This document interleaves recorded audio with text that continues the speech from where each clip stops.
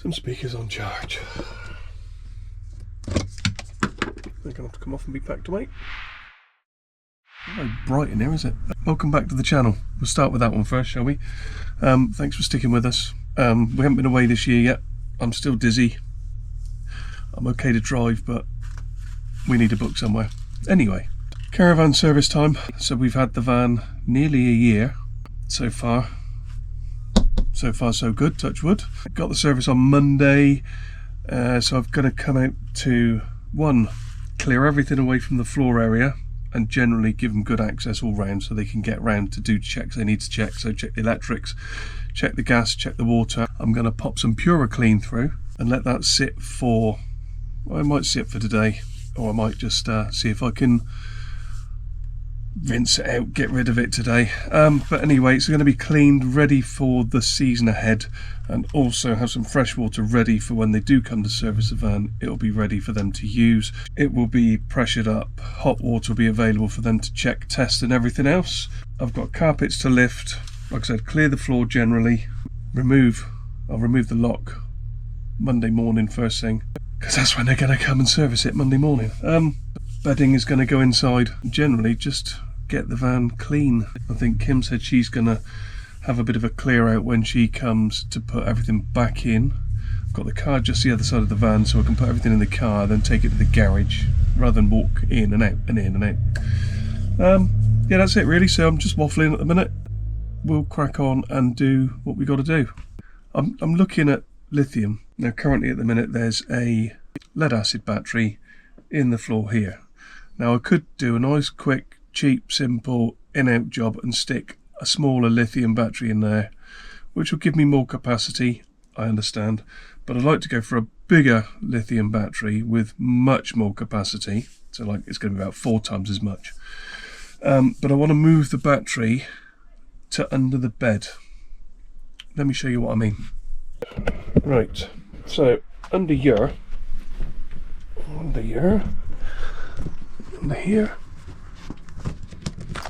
there, and then I've got a lead acid battery. So what I want to do is, let's take that up. So it's 110 amp lead acid battery in here.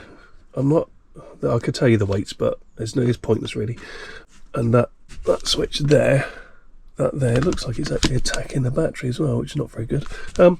So that there is the emergency leg retract for the self-leveling. So this I'd like to get rid of. So the cables go out there. Now I'm going to assume at the minute, because I haven't looked, I'm going to assume that they go outside under the van and they end up there. And that's basically where it all feeds from. So what I think I want to do is pop that back in there. I don't like that. I don't know why that's like that, but there you go. Right, so what I'd like to do is remove said battery. So delete that. In here, remove this, because when I say remove it, I don't have to, I don't suppose, but I'm going to think about it. In the top of here, in there is the battery charger. So I need to remove this to change the battery charger. Now, these can get a battery charger with a lithium profile, which I'm thinking about, or if I move the battery from where it is to under the bed. So if it goes under the bed, which I think would go under here somewhere. One, I'm going to be just slightly behind the axles of the van, so the nose weight would reduce a little bit. So removing a heavy weight and replacing with a similar weight but just further back. So the charging, if I run a 240 supply under here, I could just get a lithium battery charger, use that on the lithium battery, which will be a 240 volt one. I've got a lithium setting on the solar. So in here, these can't see really, so these here, these are set for lead acid at the minute. You can set those so it will charge for lithium,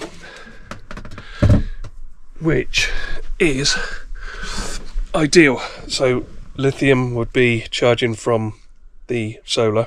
I would do one of two things: change the battery charger, which is going to be about 120, 140 pounds within the mains consumer unit, or get a 240 volt supply and I run that under the bed, and I buy a separate lithium battery charger that would run 240 volts. So when you're plugged into mains, you would charge with the 240 volt charger.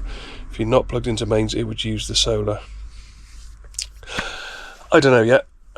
All part of the, hopefully all part of the service will be that I just check and ask with the guys who are going to do the service.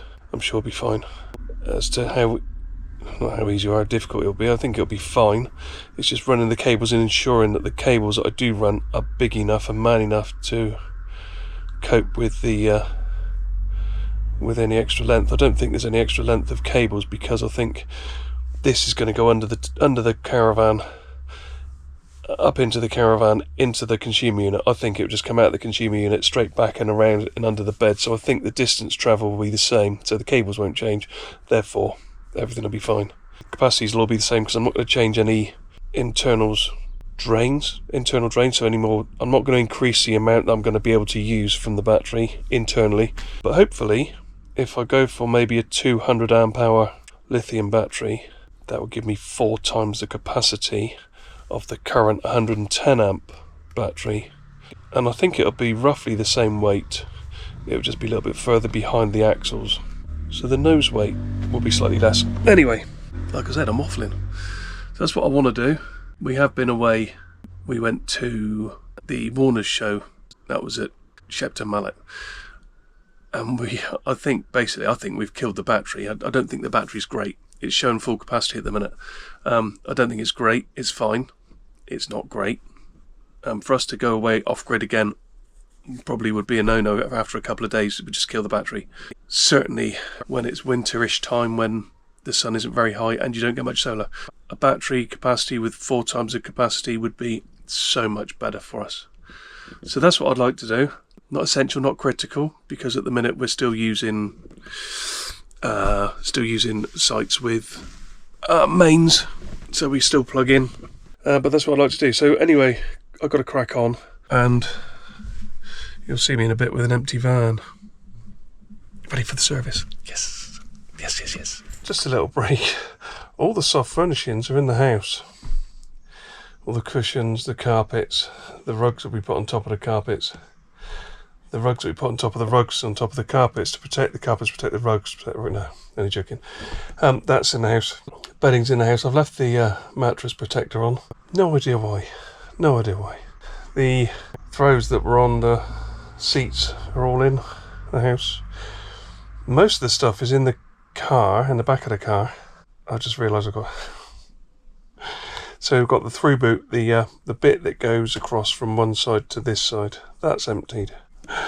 So I've just forgot. That's got to be empty. That needs to have access to the floor. Under here is clear, which is a through boot, goes from one side to the other. So that's clear. There's no access to the floor there, so I'm going to leave them. No access to the floor there because you see, it's there. Right, so in here, and you have access to here because you've got access to the services. Not too sure about the floor, but I think possibly a bit wonky. Possibly needs to be cleared. No access to the floor here, so that can stay. Under the bed is all as is. Emptied. I've got to empty in here. No, I don't, because there's only access to drains. So really, there's no access to the floor there. So I don't need to go in there. Shower, need access to, just to make sure they've got access to the services. I'm not going to bother with that cupboard because there's nothing to check. Access to the floor, so I'm going to lift the flooring. I'm going to lift the shoes. Let's just do that now, shall we, while we're here. You don't want to see me do this, but let's just put those out of the way. Give them floppy flips, my floppy flips, my daytime flop flips. They can go up there. So there's access there. They need to go. Right, yeah, they gotta go. They're rubbish. This has come off of somewhere. I think it's actually come off of there, so I need to get some double-sided tape and stick it down. Spare wheel stays because that's the spare wheel. So I've got a bag here which that did contain the cover bag for the roller barrel outside when it gets really cold. Great little addition. My boy bought it for me for Christmas or birthday, one of the two. So really happy with that. I'm going to use that bag to put in some stuff for the kitchen. Then we should be ready just for their service. So that's good. All ready for their service, pretty much. Let's just hope it goes all clean, all well. No damp reports, although we've had a massive batch of dry weather since, well, probably for about the last 3-4 weeks. So if there's any damp in the van, it's gone. Oh dear. Oh, to have a service in the winter. But there we go. No, it's fine. We'll see you after the service. Hi everybody, welcome back. Basically, I've had the Caravan serviced. They've left nice little leaflet, NCC, etc. Bit of advertising gump for them. They've stamped the book, which is important. They will report that back to Bailey. I've had a problem with the van. Only one tiny issue, and that's the back window where the blind is. There's a little adjustment string in there which goes up and down. It does all sorts of things. Little plastic thing in there that keeps popping out. They're going to report that back to Bailey. Upshot of it all is the Caravan's been serviced. The Caravan has passed its test. There's no damp. They've been through electric, gas, all sensors, passed all the tests except for, and I have 3 things. One is, as you've just heard, is the little plastic clip.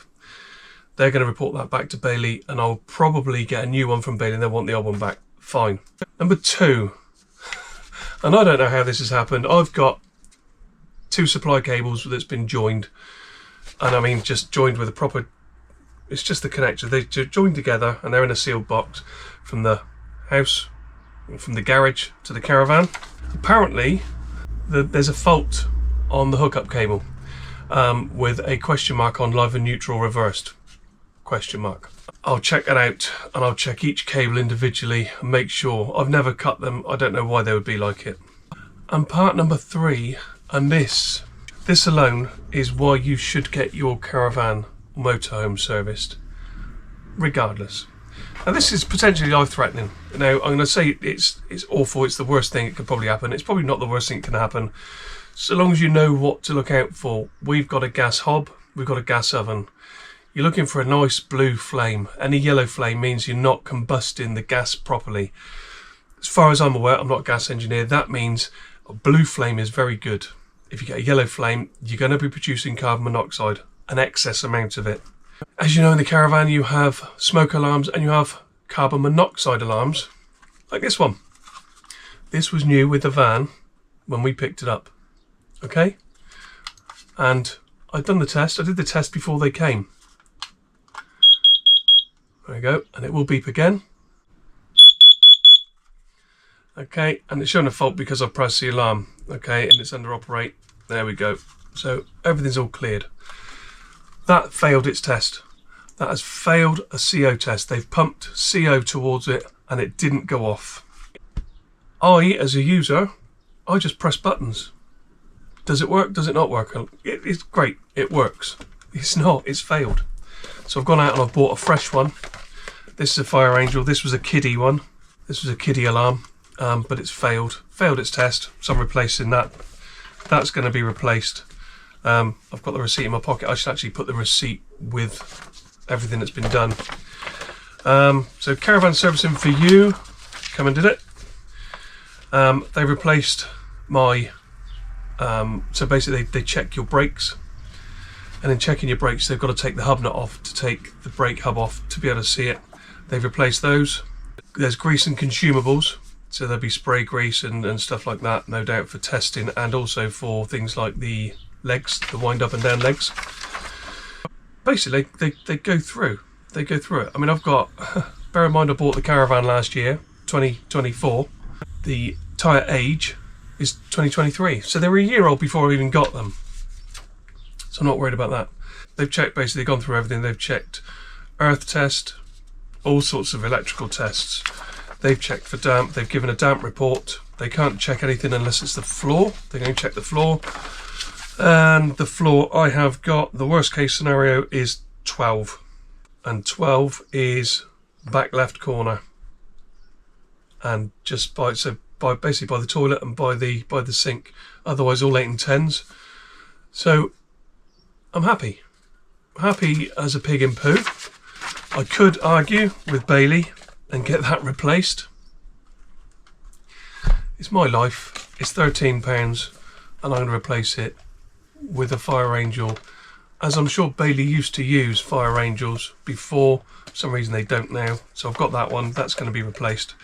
Basically, there's your warning. Don't play with your Caravan as far as servicing is concerned. Get it checked, get it serviced. How much? You got to bear in mind that £57 of this does not, £57.85 does not go to this company because it's VAT over the lovely government. £347.11, so £239 plus £35.26 plus a mileage surcharge, so they put an excess on because of where they come from. So £289.26 is what I pay plus the VAT. I don't mind. It's one of those things that has to be done. The Caravan's been checked, it's been tested, and it's all good for another year. Any problems that arise, I've got a record of it. Bailey will get this report sent to them as well. If there's anything that arises from the Caravan that is warrantyable, shouldn't have any arguments with Bailey. There you go. Hope you find this video informative, eye-opening, because that's bloody opened my eyes. That is shocking to me. That is terrible. That I can't believe it. I really can't. Of all the things I thought was going to fail, that wasn't it. Yeah, so if you find this helpful, click the like button, leave a comment, subscribe. It's free. As everybody keeps saying, it is free. You don't pay anything to subscribe. It's not a subscription that you're paying me for. We do this for the love sometimes, you know. That's our Caravan service for another year. Hopefully we'll get a vlog out with the Chili Festival, I believe. Who knows? We are due away at Herman Fest. Yes, I am still dizzy. I bloody am still dizzy. Thanks for watching the video.